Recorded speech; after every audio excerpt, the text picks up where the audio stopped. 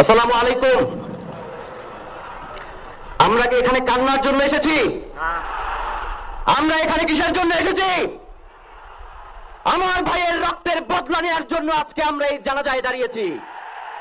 প্রিয় ভাইয়েরা, আজকে কবি নজরুলের যে বিদ্রোহী দুটো লাইন, যাকে ওসমান হাদি তার আদর্শ মনে করত, আমি চিরবিদ্রোহী বীর, বিশ্ব ছড়ায় উঠে আছি একা, চির উন্নত শির। প্রিয় ভাইয়েরা, আপনারা জানেন শরীফ ওসমান হাদিকে এক সপ্তাহ 168 ঘন্টা আগে গুলি করা হয়েছে। এখন পর্যন্ত কি তার খুনিকে গ্রেফতার করা হয়েছে? সরকারের পক্ষ থেকে এখন পর্যন্ত কি খুনিকে গ্রেফতারের ব্যাপারে আপনাদেরকে আশ্বস্ত করা হয়েছে? তারা কি এখন পর্যন্ত আমাদেরকে জানিয়েছে যে খুনি কোন জায়গায় রয়েছে?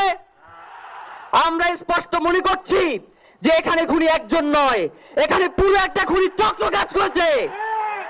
আমরা ইনকিলাব মঞ্চ এবং তার পরিবারের পক্ষ থেকে আপনাদেরকে জানিয়ে দিতে চাই, খুনি, খুনের পরিকল্পনাকারী, খুনের সহায়তাকারী এবং পুরো খুনি চক্রকে বিচারের আওতায় নিয়ে আসতে হবে এবং আগামী 24 ঘন্টার মধ্যে স্বরাষ্ট্র উপদেষ্টা এবং সহকারী উপদেষ্টা খুদাবক্স তাদেরকে জনতার সম্মুখে এসে তারা এই খুনের ব্যাপারে গত এক সপ্তাহ ধরে কি পদক্ষেপ নিয়েছে তা জনসম্মুখে জানাতে হবে।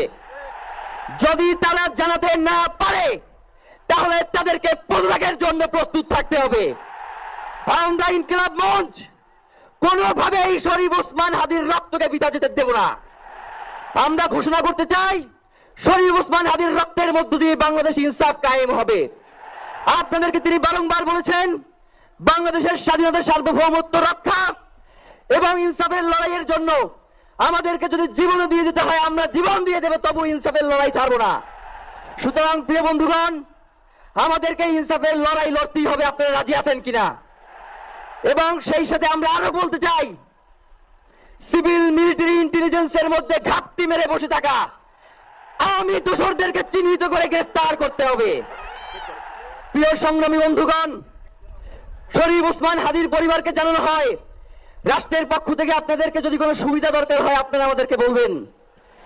আমরা শরীফ ওসমান হাদির পরিবার থেকে রাষ্ট্রকে জানাতে চাই, যদি এই রাষ্ট্রকে রক্ষা করতে শরীফ ওসমান হাদির পরিবারের 5 সদস্য তার ভাই এবং বোনদের যদি রক্ত লাগে তারা দেওয়ার জন্য প্রস্তুত রয়েছে, তবুও এই খুনিদেরকে চিহ্নিত করে বিচারের মুখোমুখি করতে হবে। আমরা আপনাদেরকে আরেকটা